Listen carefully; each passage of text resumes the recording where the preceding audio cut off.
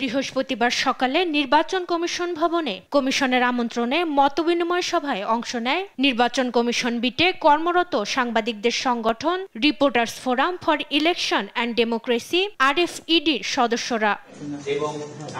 শুরুতেই জাতীয় নির্বাচনে সাংবাদিকদের জন্য প্রণীত নীতিমালা নিয়ে অসন্তোষ প্রকাশ করেন গণমাধ্যম কর্মীরা। তাদের অভিযোগ, এই নীতিমালার কারণে গণমাধ্যমের স্বাধীন কার্যক্রম বাধাগ্রস্ত হবে।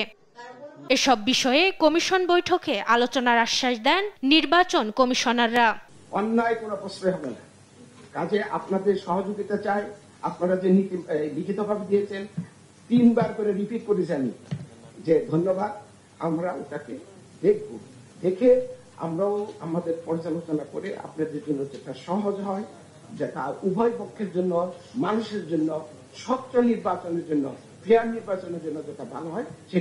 নির্বাচন কমিশনাররা জানান, ইসির প্রথম কাজ আস্থার সংকট দূর করা, আর গণমাধ্যম কর্মীদের আরো দায়িত্বশীল হওয়ার আহ্বানও জানান তারা। এ সময় শতভাগ স্বচ্ছ নির্বাচন করতে হলে খোলা জায়গায় কেন্দ্র করতে হবে, যা সম্ভব নয় বলে জানান ইসি বেগম তাহমিদা আহমদ।